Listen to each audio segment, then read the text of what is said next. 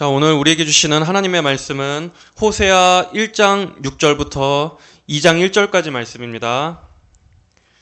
호세아 1장 6절부터 2장 1절의 말씀입니다. 다 피셨으면 우리 함께 읽어보겠습니다. 고멜이 다시 임신하여 딸을 낳으니 여호와께서 호세아에게 말씀하셨다. 그 딸의 이름을 로루하마라 하여라. 이는 내가 다시는 이스라엘 집을 긍휼히 여기지 않고 결코 용서하지 않을 것이기 때문이다. 그러나 내가 유다 집을 긍휼히 여겨 여호와 그들의 하나님으로 구원할 것이고 활이나 칼이나 전쟁이나 말이나 기마병으로 구원하지 아니할 것이다. 고멜이 로루하마를 젖댄 후에 또 임신하여 아들을 낳으니 여호와께서 말씀하셨다. 그의 이름을 로암미라 하여라. 이는 너희가 내 백성이 아니고 나는 너희 하나님이 아니기 때문이다. 그러나 이스라엘 자손의 수가 바닷가의 모래 같아서 헤아릴 수도 없고 셀 수도 없을 것이며 전에 그들에게 너희는 내 백성이 아니다라고 말한 그곳에서 그들에게 너희는 살아계신 하나님의 자녀다라고 말할 것이다. 그때 유다 자손과 이스라엘 자손이 함께 모여 자기들을 다스릴 한 지도자를 세우고 그 땅에서 올라올 것이니 이는 이스라엘이 날이 클 것이기 때문이다. 너희는 너희 형제들을 암미라 부르고 너희 자매들을 루하마라 불러라. 아멘. 호세아와 고멜 사이에 낳은 첫 아들에게 하나님께서는 불길한 징조의 이름을 지어주셨습니다. 이스라엘. 하나님께서 흩으신다라는 뜻의 이 이름은 북이스라엘의 계속된 불순종과 우상 숭배에 대한 하나님의 경고가 담긴 이름이었습니다. 하나님께서는 그들의 번영을 흩으실 것입니다. 스스로 강한 국력을 이루었다는 그 자만을 흩으실 것입니다. 하나님이 아닌 다른 국가를 자신들의 힘으로 삼은 그 도움들마저 다 흩으실 것입니다. 그리고 마침내 북이스라엘 국민들도 적국의 침략으로 인해 다 흩어버리시겠다고 하시는 경고가 담겨진 이름이었습니다. 북이스라엘은 자신들을 번성케 하신 그 모든 영광과 공로를 하나님께 드렸어야 했습니다. 그러나 그들은 그것이 자신들의 능력으로 이루어낸 것이라 오만하게 생각했습니다. 그런 그들의 생각이 헛된 것임을 깨닫게 하시기 위해서 그 모든 견고함조차도 하나님의 입김 한 번이면 한순간에 흩어지게 될 것을 말씀하십니다. 그 어떤 번영도 하나님 없이 세운 것이라면 허망하게 끝나는 것은 단 한순간일 뿐입니다. 또한 하나님께서는 이스라엘의 피를 기억하셨습니다. 끝까지 순결하게 충성하지 못했던 예후의 일을 기억하셨고 나봇의 포도원을 가로채기 위해서 그를 죽였던 아합 왕과 이세벨의 죄악을 기억하셨습니다. 하나님께서는 북이스라엘이 쌓아왔던 죄악을 모두 아시고 보시고 기억하십니다. 이런 북이스라엘이 하나님으로부터 심판의 선고를 들을 이유는 충분했습니다. 그들은 여전히 자신들이 하나님의 언약 백성이라고 자부하고 있었지만 그 마음의 중심에서는 이미 하나님을 떠나버렸기 때문입니다. 그들은 마치 바알 신이 그들의 하나님인 것처럼 살았습니다. 그들에게 당장의 유익을 주는 존재라면 얼마든지 다른 신으로 갈아탈 준비가 돼 있는 것이 그들의 본심이었습니다. 형식적인 신앙만 유지한다고 해서 안전한 것이 아닙니다. 마음에서부터 하나님을 떠나는 것이 죄의 출발입니다. 항상 죄의 첫걸음은 그 마음이 하나님을 떠나고 하나님에 대해서 미지근하게 쉽게 될 때부터입니다. 하나님을 부정하고 다른 신을 믿는 이 실제적인 우상 숭배나 겉으로는 하나님을 믿는다고는 하지만 다른 도움을 의지하는 위선적인 우상 숭배나 모두 하나님의 큰 진노를 사는 것입니다.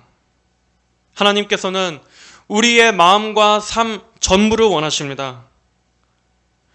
우리가 예수님을 믿는다고 한 그 순간부터 우리는 예수님과 결혼 서약을 맺은 신분이 됩니다. 이제는 나의 영혼과 육체, 나의 마음까지 예수님과 함께 결속하여 사나 죽으나 오직 예수님만을 나의 주인이자 신랑으로 여기며 살겠다는 것, 이것이 바로 성도의 믿음이자 신앙 고백입니다. 그러므로 하나님을 두고 외도하는 것은 가장 큰 죄악입니다. 하나님께서는 이러한 우상 숭배의 죄를 가장 미워하시고 가장 분노하십니다. 선지서들에서 하나님께서 하나님의 백성들에 대해서 가장 진노하신 이유가 무엇입니까? 핵심은 바로 우상 숭배 때문이었습니다.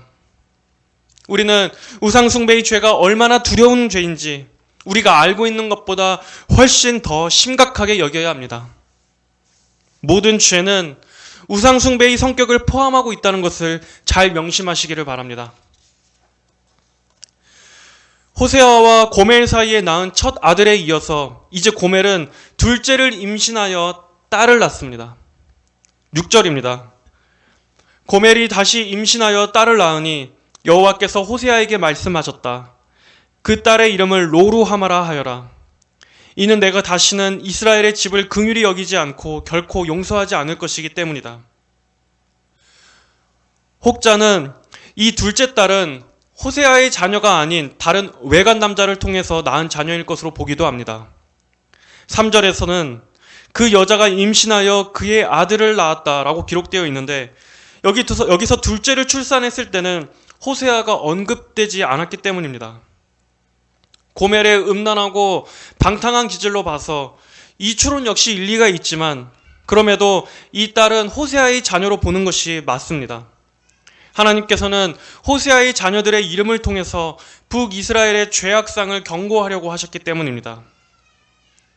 물론 아내가 다른 남자의 아이를 임신했다는 가정도 충분히 괴로운 상황이었을 것입니다.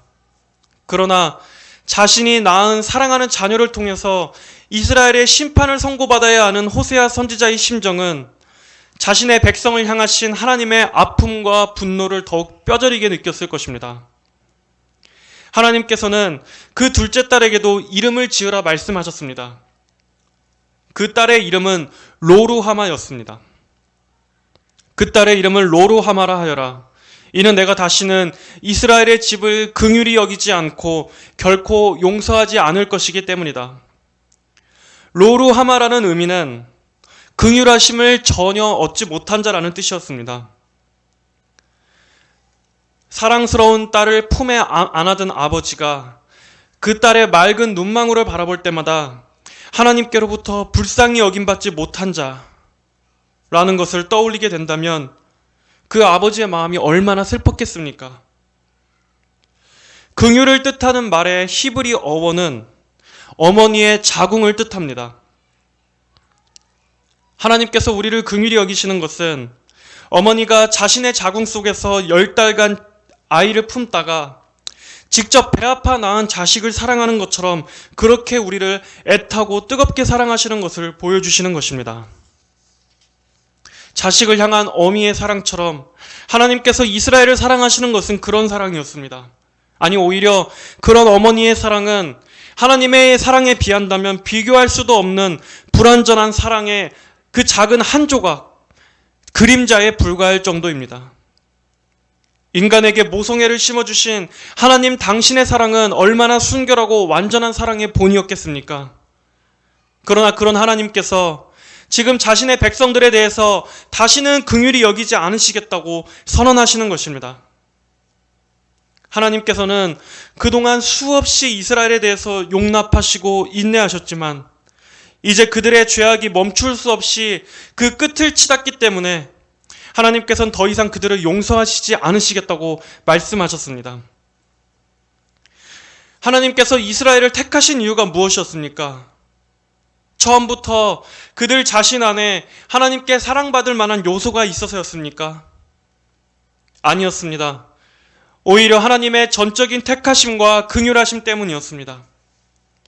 신명기 7장 7절 이하에 여호와께서 너희를 사랑하시고 너희를 택하신 것은 너희가 다른 민족들보다 수가 더 많아서가 아니라 오히려 너희가 모든 다른 민족 가운데 수가 가장 적으나 여호와께서는 너희를 사랑하셔서 너희의 조상에게 하신 맹세를 지키시려고 강한 손으로 너희를 이끌어내셨으며 종으로 있던 집 곧 이집트 왕 바로의 손에서 너희를 구속하셨다. 그러므로 여호와 내 하나님께서 참 하나님이시며 그분을 사랑하고 그분의 계명을 지키는 자에게는 천대에 이르기까지 언약과 인애를 지키시는 신실하신 하나님이심을 너는 알아야 한다. 이스라엘은 그들 스스로 거대한 문명을 세운 것도 아니었습니다. 세계를 지배한 강대국도 아니었습니다.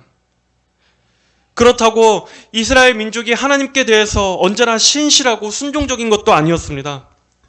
그들이 한 것이라곤 잠시 동안의 순종과 다시 불신앙, 잠깐의 열심과 또다시의 반역의 연속이었을 뿐입니다. 그것이 이스라엘이 하나님께 대해서 행한 행동이었습니다. 그러나 그들을 끝까지 붙드시고 끌고 가신 것은 하나님의 약속과 하나님의 긍휼하심 때문이었습니다. 하나님께서는 때때로 그들을 징계하셨지만 그럼에도 언제나 그들의 하나님이 되어주시겠다는 그 언약을 끝까지 신실하게 지키셨습니다. 우리는 만약 이런 하나님께서 언제나 우리와 함께 해주신다고 굳게 약속하셨다면 그것보다 더한 복이 없을 것이라 생각할 것입니다. 우리는 그 약속을 믿고 끝까지 우리 역시 하나님께 대해서 신실할 것이라고 생각할 것입니다. 그러나 인간의 본성은 그렇지 않습니다. 인간은 하나님 안에서 만족하지 못하고 자꾸 그분을 떠나려고만 하는 것입니다. 정말 이해할 수 없지만 인간의 죄성은 이렇게 어리석은 것입니다.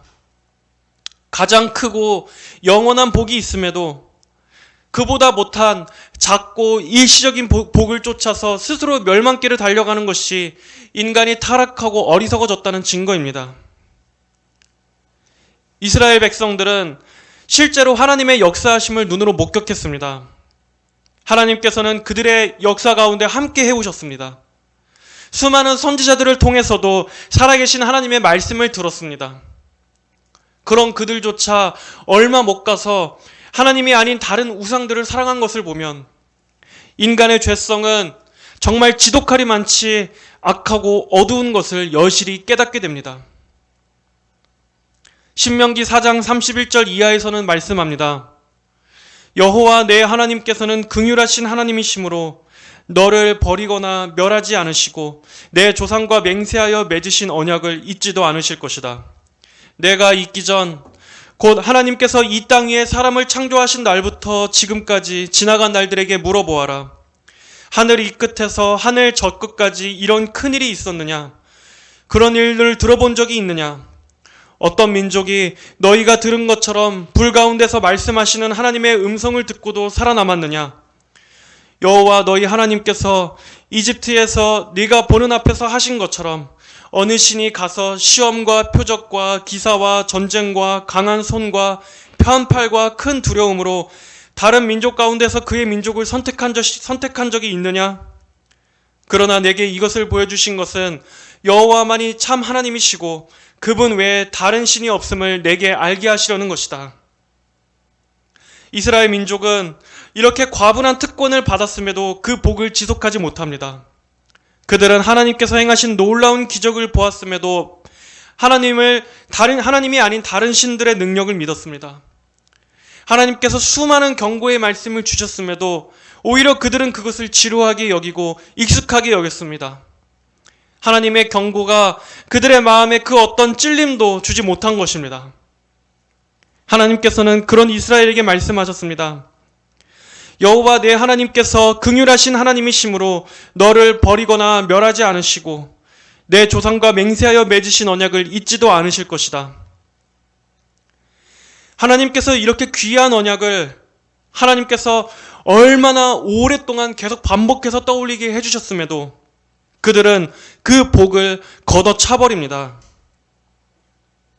오늘 본문에서 하나님께서 그런 그들에게 더 이상 긍휼히 여기지 않으시겠다고 냉혹하게 말씀하시는 것도 어쩌면 당연한 것입니다.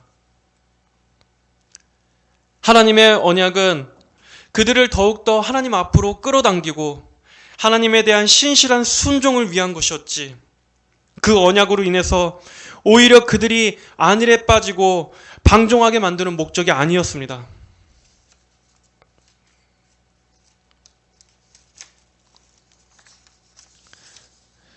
우리가 어떠한 죄를 지어도, 우리가 어떤 우상숭배를 행해도 하나님께서는 이런 우리를 언약 백성으로서 절대 버리시지 않을 거야. 이렇게 착각한 그들에게 하나님께서는 스스로 그 언약을 깨는 것과 같은 말씀을 주셨습니다. 이제 북이스라엘에 대해서 불쌍한 마음을 거두시는 것입니다. 이렇게 죄는 스스로 하나님이라는 보호막을 걷어치우는 것입니다. 우리는 고난과 고통 가운데 있을 때는 하나님 앞에 잔뜩 엎드리지만 조금만 살만하다 싶으면 언제 그랬냐는 듯이 하나님을 구석으로 치워버립니다.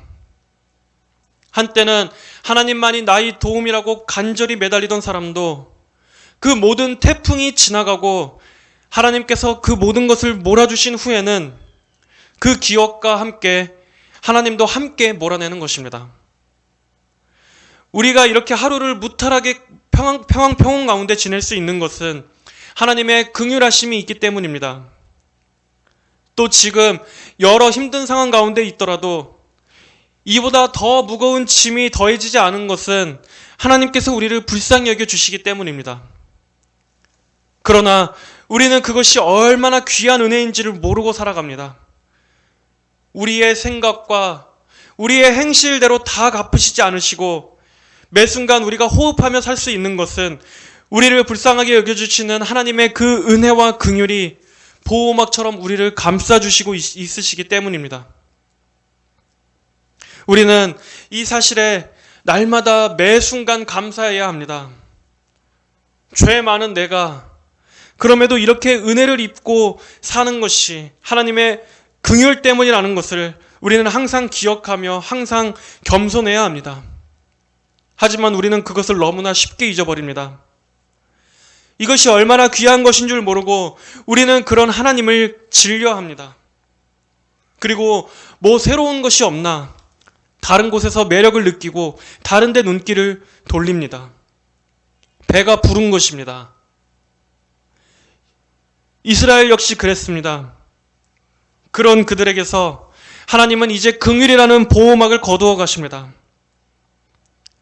그들이 당연하게 여기고 너무나 익숙하게 여겼던 그것을 거두어 가셨을 때 그들은 아수르에게 멸망당하고 나서야 그 은혜가 얼마나 귀한 것이었는지를 깨닫게 될 것입니다.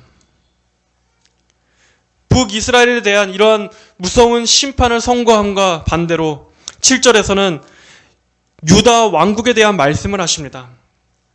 그러나 내가 유다 집을 긍휼히 여겨 여호와 그들의 하나님으로 구원할 것이고 활이나 칼이나 전쟁이나 말이나 기마병으로 구원하지 아니할 것이다. 북이스라엘과는 다르게 그래도 남유다에는 몇몇 선한 왕들이 있었습니다. 남유다 역시 물론 하나님에 대한 신앙이 점점 변질되고 있었지만 그럼에도 남유다에는 하나님을 경외하는 신앙의 유산이 그런대로 이어져 내려오고 있었습니다. 북이스라엘은 첫 왕이었던 여로보암부터 마지막 호세아 왕까지 하나님을 경외하고 신실했던 왕이 단 한 사람도 없었습니다. 하지만 유다 왕국에는 히스기야와 요시야 왕 같은 하나님을 경외하던 왕들이 있어 왔습니다. 또한 남유다에는 다윗을 통해 주신 메시아 언약이 있었습니다. 메시아께서 유다 지파를 통해서 나올 것이라는 예언이 주어졌기 때문입니다. 이렇게 남유다는 종교적 정통성을 갖고 있었습니다. 여기서 북이스라엘에는 하나님께서 더 이상 긍휼히 여기시지 않으시겠다고 하신 반면에 남유다는 하나님께서 긍휼히 여기시겠다고 말씀하십니다.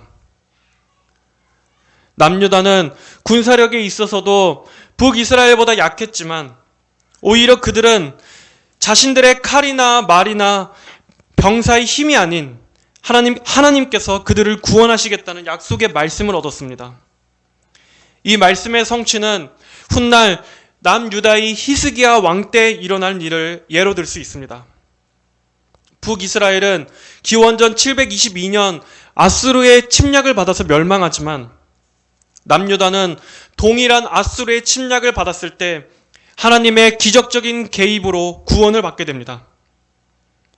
남유다의 예루살렘을 향해서 공격해오는 아수르의 군대 앞에서 유다 왕 히스기야가 하나님 앞에 간절히 기도하자 하나님께서는 하룻밤에 18만 5천 명이나 되는 군사를 한 번에 몰살시켜 주셨습니다. 북이스라엘은 그들의 강력한 군사력으로 인해서 오히려 하나님을 밀쳐내버리고 교만에 빠졌지만 남유다는 오히려 스스로 내세울 것이 아무것도 없었기 때문에 더욱더 하나님께만 매달릴 수 있었습니다. 그러나 오히려 그것이 그들을 승리하게끔 만들었습니다. 이처럼 전쟁의 승리는 우리의 칼과 활에 있는 것이 아닙니다. 우리의 힘과 지혜에 있는 것이 아닙니다. 하나님께서 지금 우리와 함께 계시느냐? 하나님만을 우리의 무기로 삼느냐? 바로 이것이 전쟁의 승패를 가르는 것입니다. 북이스라엘이 강한 군사력으로 결국 그들이 승리했습니까? 그들의 최종적인 결말은 아수르에 의해서 멸망당하는 것으로 끝납니다. 물론 남유다 역시 약 130년 뒤에 바벨론에 의해서 멸망합니다. 사람은 하나님을 의지할 때 이기고 하나님을 버리게 될 때 망합니다. 시편 37편 14절부터 17절에선 이렇게 말씀합니다. 악인들이 칼을 뽑아들고 그 활에 시위를 당기며 가난한 사람과 비천한 사람들을 쓰러뜨리고 행위가 올바른 사람들을 죽이려 하나 그들의 칼은 자기의 심장을 찌르고 그들의 활은 부러질 것이다. 의인의 적은 소유가 악인의 많은 재산보다 낫다. 참으로 악인의 팔은 부러지나 의인은 여호와께서 붙들어 주신다. 하나님께서는 칼과 활을 의지하는 자는 그 칼을 부러뜨리실 것이지만 하나님만을 힘으로 삼는 백성은 강하게 붙들어 주신다는 것을 성도 여러분들은 꼭 기억하시기를 바랍니다. 이것이 하나님의 방식이십니다. 이제 8절에서는 호세아와 고멜 사이에 셋째 아들이 태어납니다. 그리고 하나님께서는 그 셋째 아들의 이름을 로암미라고 지으라고 말씀하십니다. 로암미는 너희는 내 백성이 아니다 라는 뜻입니다. 첫 아들 이스라엘, 그 이름은 하나님께서 흩으시다 라는 뜻이었습니다. 둘째 딸 로루하마, 하나님께서 긍휼히 여기지 않으신다. 그리고 셋째 아들 로암미, 너희는 내 백성이 아니다. 이렇게 하나님께서는 오랜 시간을 두시고 점차적으로 하나님의 경고의 말씀을 주셨습니다. 그들이 깨닫고 돌이키도록 하시기 위해서 말입니다. 하지만 그들은 여전히 변화되지 않고 완고합니다. 자신들의 죄에서 떠나지를 않습니다. 이러한 경고에도 귀를 막고 계속되는 죄악은 결국 너희는 내 백성이 아니다 라고까지 하시는 하나님의 심판을 선고받습니다. 하나님께서는 출애굽기에서 말씀하셨습니다. 내가 너희를 내 백성으로 삼고 내가 너희 하나님이 될 것이니 내가 이집트의 무거운 짐 밑에서 너희를 건져낸 여호와 너희의 하나님인 줄 너희가 알게 될 것이며 내가 아브라함과 이삭과 야곱에게 주기로 내 손을 들어 맹세한 그 땅으로 너희를 인도하고 그 땅을 너희들의 유업으로 주겠다. 나는 여호와이다. 하나님께서는 이스라엘 민족에게 그들의 하나님이 되실 것과 그들을 약속의 땅으로 인도하실 것이라고 약속하셨습니다. 그러나 이제 그 언약을 취소하시는 것처럼 보이십니다. 이렇게 말씀하신 하나님께서 변덕스럽다고 생각하십니까? 우리는 결코 하나님의 인내를 시험해서는 안 됩니다. 하나님을 상대로 장난해서는 안 됩니다. 지금 당장 징계가 임하지 않는다고 해서 하나님을 상대로 밀당을 해서는 안 된다는 말입니다. 하나님께서는 언제라도 여러분의 모든 것을 뒤엎어버리실 수 있습니다. 아무 일 없다고 계속해서 하나님을 상대로 아슬아슬하게 줄타기를 하는 그 와중에도 하나님께서는 저 멀리서 모든 것을 다 뒤엎을 수 있는 강한 태풍을 몰고 오실 수 있다는 말입니다. 하나님께서는 호세아의 자녀들의 이름을 통해서 3번이나 그들에게 경고하셨습니다. 절대 하나님께서 매정하게 단번에 그들을 내치시지 않으셨습니다. 그러나 그들이 깨달았습니까? 그들이 마음을 찢고 하나님의 말씀에 귀를 열었습니까? 하나님의 말씀을 무릎을 꿇고 들었습니까? 너희는 내 백성이 아니다라는 이 선고가 임하게 될 때까지 여기서는 이스라엘의 그 어떤 반응도 찾아볼 수가 없습니다. 아마 그들은 냉담한 마음으로, 미지근한 마음으로 하나님의 말씀을 죽은 시체와 같이 무표정하게 들었을 것입니다. 심지어 그 자식들을 낳은, 그 자식들의 이름을 짓는 그 자리에 함께했던 그 어머니 고멜조차 아무것도 깨닫지 못했을 것입니다. 왜냐하면 자기의 자녀들의 이름을 통해서 어떠한 것도 깨닫지 못했기 때문에 그녀는 후에 계속해서 집을 떠나고 다른 남자를 찾으러 다녔기 때문입니다. 호세아가 신실하신 하나님을 나타내 준다면 고멜은 죄인, 바로 우리들 자신을 보여줍니다. 그 마음의 근본부터 변화되지 않는다면 그 어떠한 경고의 목소리에도 변화될 수 없는, 변화되고자 하는 마음도 없는, 여전히 음란하고 고집스럽고 눈멀고 귀 먹은 죄인의 완고함을 바로 이 고멜을 통해서 보여주는 것입니다. 이러한 이들에게 소망이 있습니까? 이들 안에 이 재앙으로부터 벗어날 소망이 이들 자신 안에 있습니까? 변화를 일으킬 힘이 그들에게 있겠습니까? 그러나 하나님께서 참으로 은혜로우신 것은 하나님께서는 항상 건지시는 하나님이시라는 사실입니다. 우리는 이 하나님을 목숨 다해서 사랑할 수밖에 없습니다.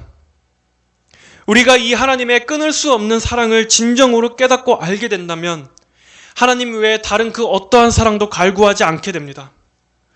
오직 하나님만 사랑할 수밖에 없게 됩니다. 10절은 말씀합니다. 그러나 하나님께서는 항상 그러나라고 말씀해 주십니다. 이 그러나가 없다면 우리는 멸망합니다.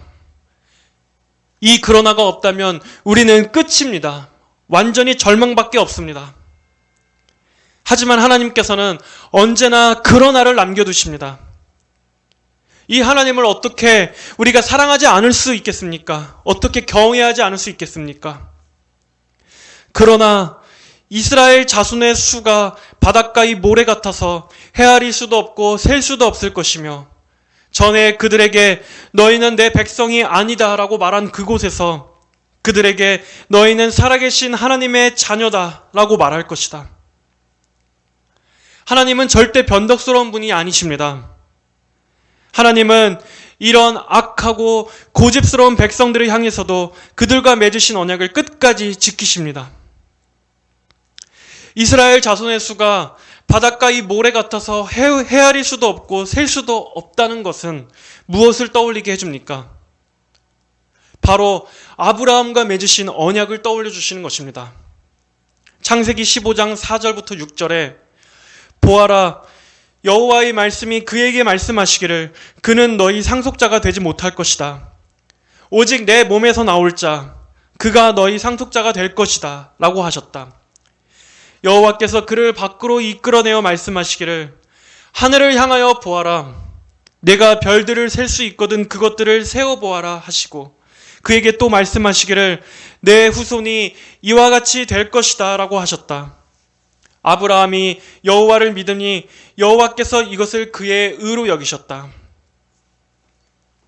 이스라엘은 이러한 아브라함의 조상들의 언약을 다 잊어버리고 방종과 우상숭배에 빠졌지만 하나님께서는 결코 그 언약을 잊지 않으셨습니다.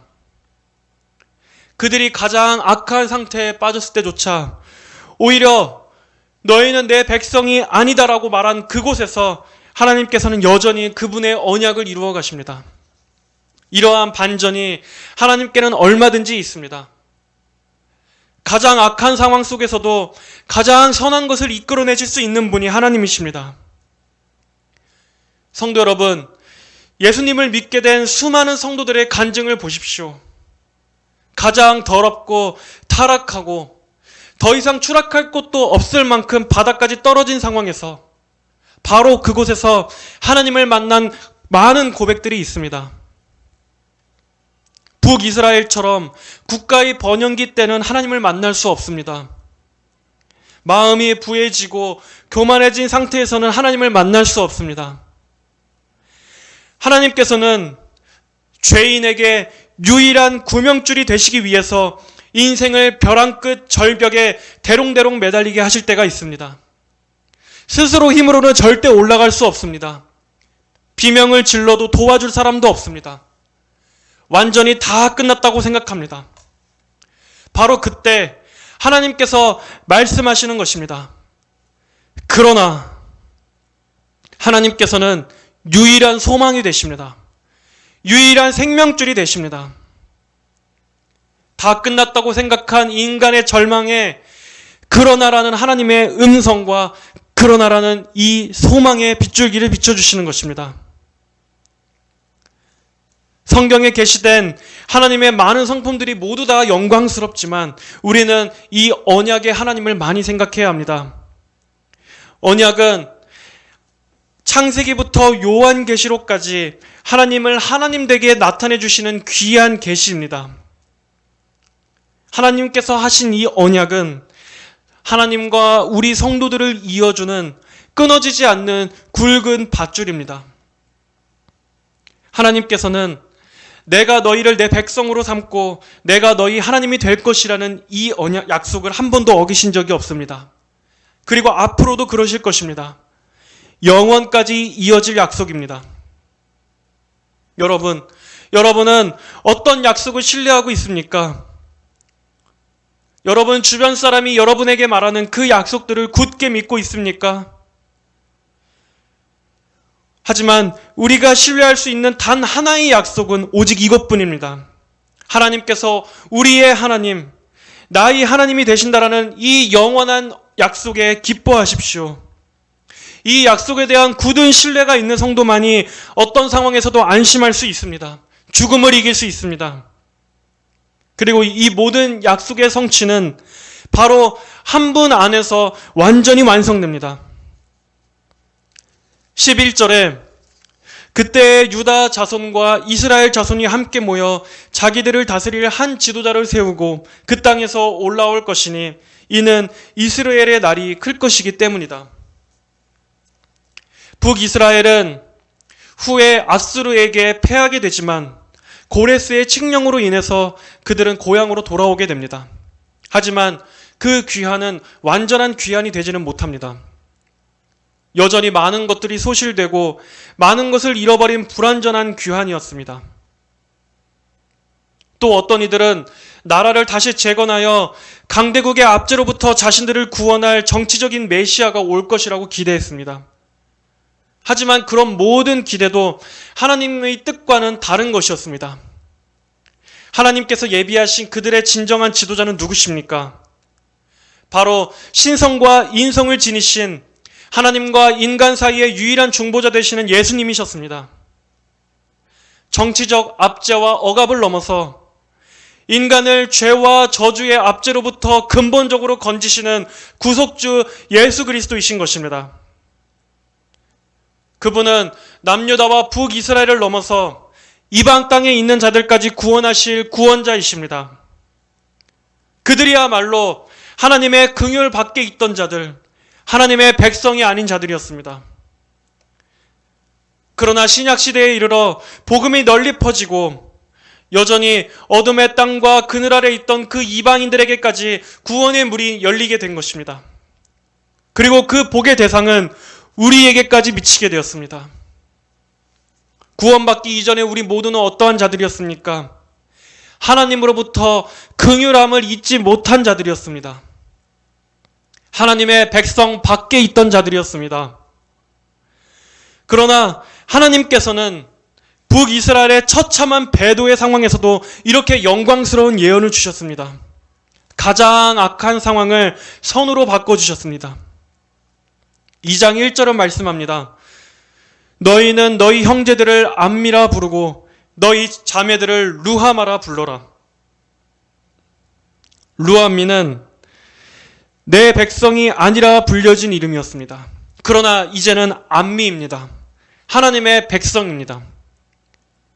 로루하마는 긍휼히 여김을 받지 못한다라는 이름이었지만 이제는 루하마, 긍휼히 여김을 받는 사람이 되었습니다. 아브라함에게 말씀하신 바로 그 언약, 하늘의 별과 같이 아브라함의 후손들이 이와 같이 많아질 것이라는 그 약속이 성취된 것입니다. 이스라엘 땅을 넘어서 이방인들에게까지 구원의 복음이 퍼지고 이제 전 세계의 성도들이 서로를 형제 자매라 부르며 하나님의 백성, 하나님의 긍휼하심을 얻게 될 것이란 놀라운 예언입니다. 하나님께서는 그들 안에 성령을 부어주셔서 거듭나게 하시고 하나님 안에서 영적인 이스라엘로 하나가 되게 하실 것입니다.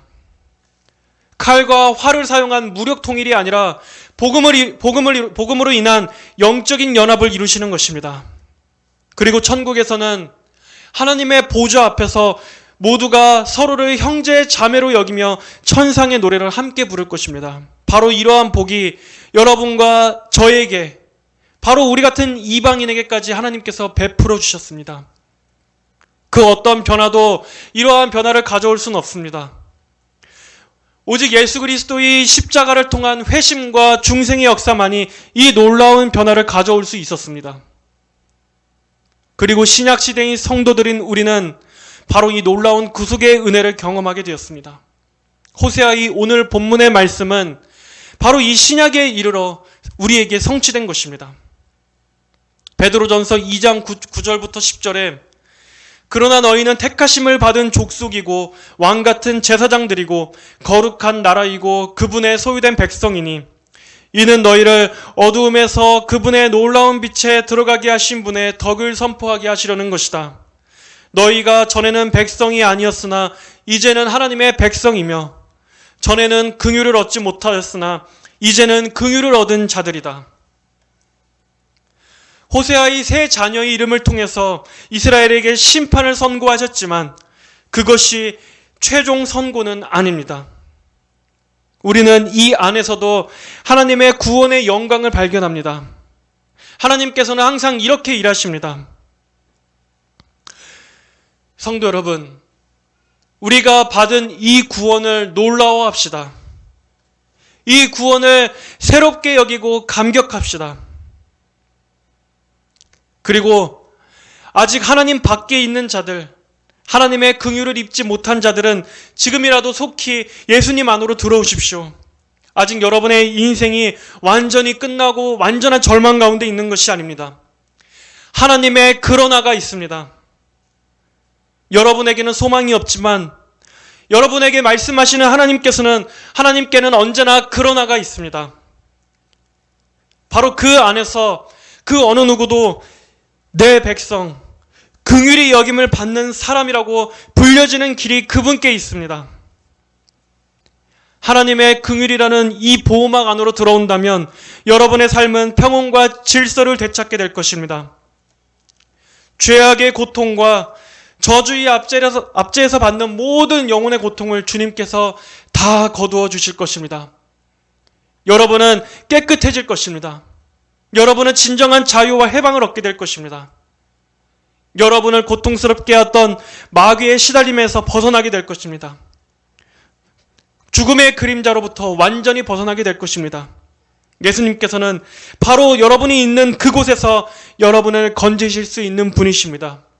그분의 십자가로 이 모든 일들을 패하시고 여러분을 진정한 구원과 자유로 건져내시는 분이십니다.